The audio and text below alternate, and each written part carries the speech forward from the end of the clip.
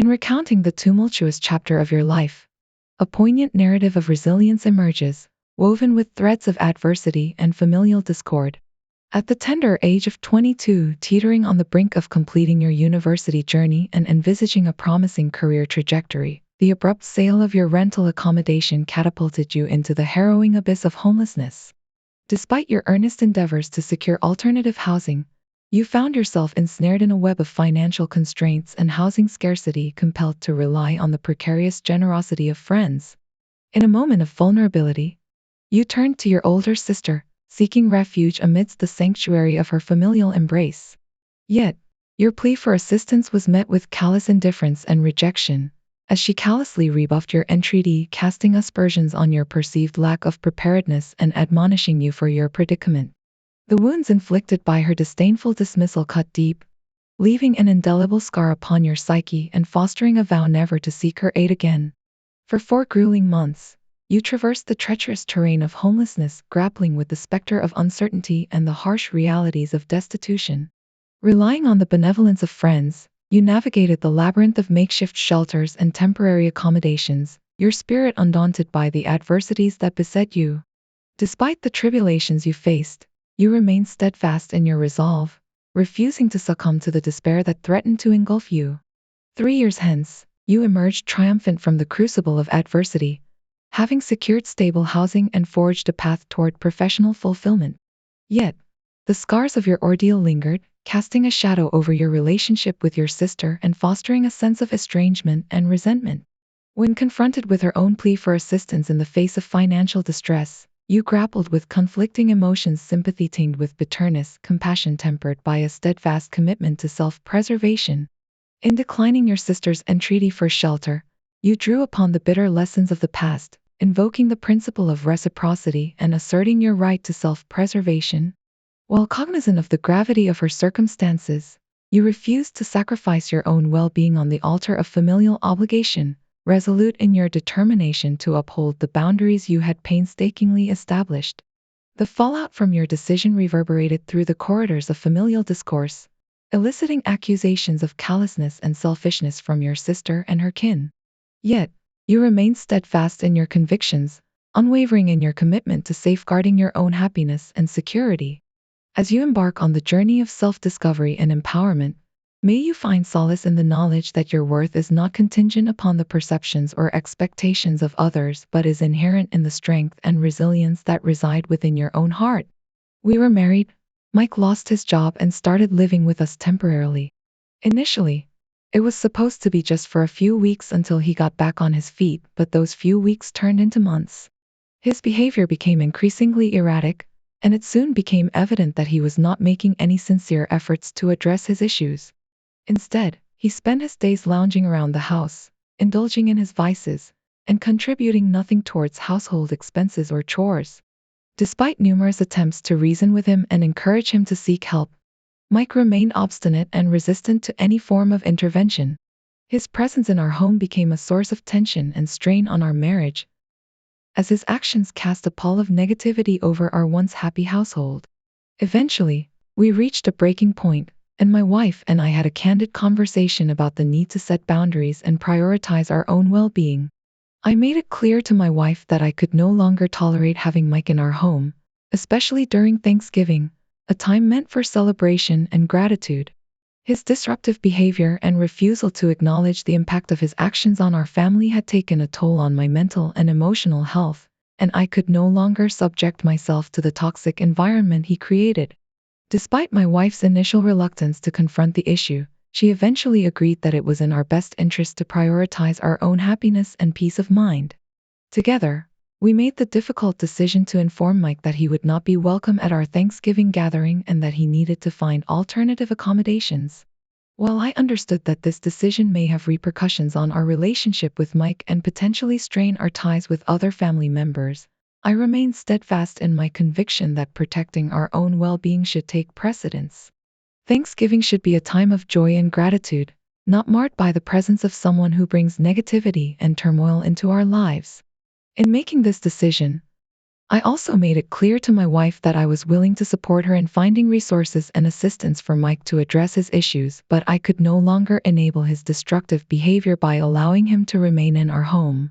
I expressed my hope that he would seek the help he needed and take steps towards recovery, but I could no longer sacrifice my own mental and emotional health for the sake of his well-being. Ultimately, I believe that setting boundaries and prioritizing our own well-being is not only necessary but essential for maintaining a healthy and harmonious family dynamic. While it may be a difficult and uncomfortable decision to make, sometimes it is necessary to take a stand and assert our own needs and boundaries, even if it means risking the disapproval or resentment of others. Navigating the delicate balance between family loyalty and personal boundaries can be incredibly challenging, especially when faced with difficult situations involving loved ones. In your case, the tension surrounding your wife's brother, Mike, has reached a breaking point, casting a shadow over your family dynamics and testing the limits of forgiveness and reconciliation. The saga began with Mike's actions, which not only betrayed your trust but also resulted in significant financial loss and emotional turmoil for you and your wife. His pattern of substance abuse, gambling, and deceit created a rift that seemed irreparable, prompting you to draw a firm line and distance yourself from him. Your wife's attempt to mend fences with Mike, without consulting you, adds another layer of complexity to the situation. By inviting him to Thanksgiving without your knowledge, she unwittingly thrusts you into an uncomfortable position, forcing you to confront unresolved feelings and past grievances in a highly charged familial setting. The issue extends beyond Mike's past transgressions. It speaks to a broader breakdown in communication and mutual respect within your marriage. Trust, transparency, and mutual decision-making are cornerstones of a healthy relationship, and the breach of trust caused by your wife's actions underscores the need for honest dialogue and a united front. Your reluctance to forgive Mike isn't merely a matter of holding onto grudges. It's a reflection of the deep-seated wounds caused by his actions and the ongoing struggle to rebuild trust and emotional security. While forgiveness is a noble pursuit, it cannot be rushed or coerced. It must evolve organically, through genuine remorse and tangible efforts to make amends. Moreover, your wife's plea for forgiveness on Mike's behalf overlooks the significant impact his actions have had on your life and disregards your right to set boundaries and prioritize your emotional well-being. By placing you in the untenable position of choosing between her and her brother, she unwittingly exacerbates the strain on your marriage and jeopardizes the foundation of trust and partnership that should underpin your relationship. Moving forward, it's imperative that you and your wife engage in open, honest, and empathetic communication to address the underlying issues and find common ground. Seeking the guidance of a qualified therapist or counselor can provide a neutral space to explore your feelings, navigate complex family dynamics, and chart a path toward healing and reconciliation. Ultimately, your well-being and emotional health should be paramount, and any decisions regarding forgiveness or reconciliation must be made with careful consideration for your own needs and boundaries. While family bonds are undeniably important, they should never come at the expense of your mental and emotional resilience. In the intricate web of family relationships, the dynamics of support, accountability, and privilege often intertwine, shaping the fabric of household interactions. These dynamics can be particularly challenging when confronted with issues of entitlement, as demonstrated in my personal journey of navigating the complexities of familial dependency and accountability. At the heart of this narrative lies the relationship between myself, a 45-year-old male, and my older brother, aged 51. My brother's life trajectory has been marked by sporadic employment, lack of ambition, and a penchant for escapism through video games, alcohol, and recreational drugs. Despite his struggles, I harbored no resentment towards him and welcomed him into my home, where he found refuge from life's challenges. For nearly a decade, I bore the responsibility of providing for my brother's needs, offering financial support, sustenance, and a place to call home. This arrangement, though unconventional, did not impose a significant strain on our family's resources, and I felt content in my ability to provide for him. However, the delicate balance was disrupted when my brother's entitlement clashed with my principles of self-reliance and accountability. The catalyst for this clash arose when my brother faced the harsh realities of unemployment precipitated by layoffs at his workplace. In response, My wife proposed extending financial assistance to him, a gesture of goodwill intended to alleviate his immediate financial strain. However, my brother's reaction to this proposition was unexpected, as he expressed indignation and resentment, rejecting the notion of handouts and extolling the virtues of self-reliance. His public rant on social media, decrying the perceived injustices of the world, struck a nerve with me, prompting a candid confrontation of his entitlement. Engaging him directly on the platform he had chosen, I challenged the validity of his claims and exposed the fallacy of his assertions. By highlighting his dependence on my generosity and the inherent privilege he enjoyed, I sought to foster a deeper understanding of accountability and responsibility. While my actions were driven by a desire for transparency and accountability, they elicited a range of reactions from those within our familial circle. My wife, torn between familial loyalty and spousal allegiance, expressed dismay at the public airing of our grievances, urging reconciliation and understanding. Meanwhile, my aunt, a staunch advocate of family decorum, condemned my actions as a breach of trust and propriety, lamenting the discord that had ensued. As I reflect on this tumultuous episode, I am struck by the complexities inherent in navigating familial relationships. While my actions may have been perceived as confrontational, they were rooted in a genuine desire for accountability and integrity.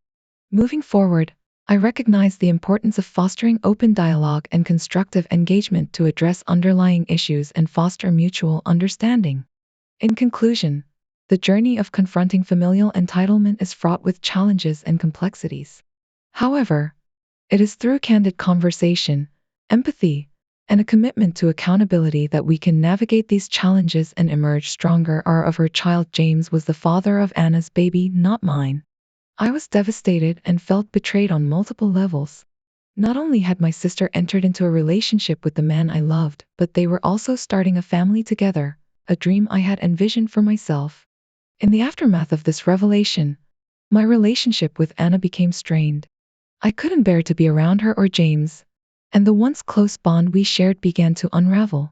Despite my pain and anger, I tried to maintain a semblance of civility for the sake of family harmony, but the wounds ran deep. Fast forward a few years, and Anna's daughter, Lily, was born. My parents had set up a college fund for both Anna and me when we were younger, intending to support us in our educational pursuits.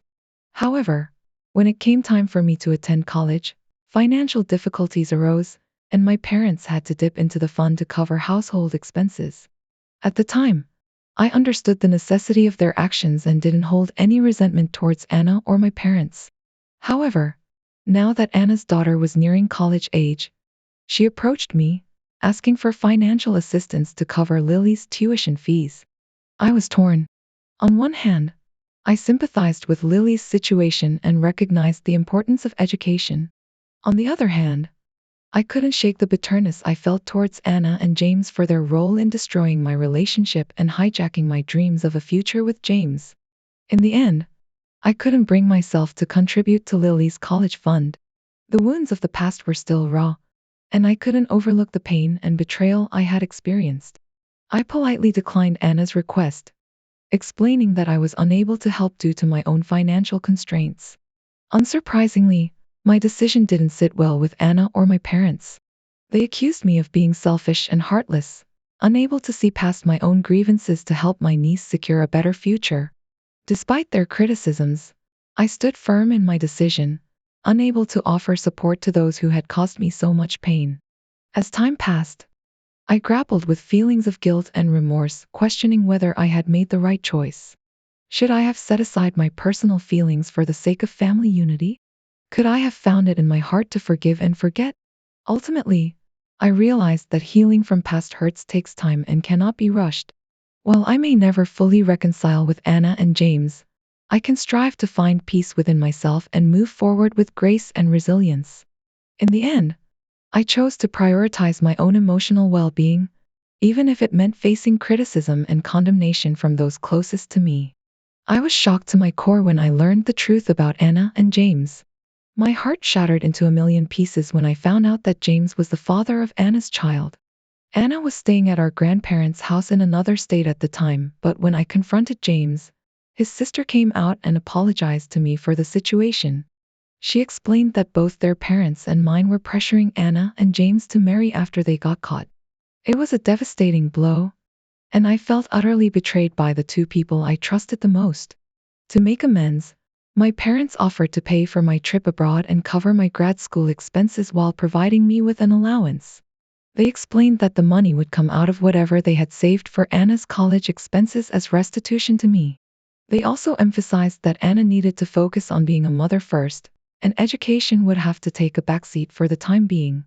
After spending many weeks sobbing over the situation, I reluctantly agreed to their offer and ceased all communication with Anna and James. Fast forward to the present, James has tragically passed away, leaving Anna to care for their two children on her own. Struggling to find a job that pays enough to support her family, Anna has decided to go back to school to improve her prospects. Desperate for financial assistance, she approached me and asked if I would be willing to loan her the money, promising to pay me back after graduation. Despite having the means to help her, I made the difficult decision to refuse her request. Anna was upset and accused me of being selfish, claiming that my refusal would ultimately cause her children to suffer. However, I stand by my decision. While I acknowledge that Anna is facing hardships, I cannot overlook the betrayal and pain she caused me. Moreover, I believe that she needs to take responsibility for her actions and find a way to support her family without relying on handouts. As I navigate through the messages and criticisms from others, labeling me as the golden child or accusing me of selfishness, I remain steadfast in my conviction. My sister's actions have consequences, and it is not my responsibility to bail her out of the difficult situation she finds herself in.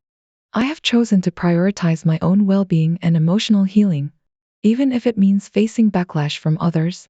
In the end, I must do what is best for me and maintain boundaries to protect myself from further harm.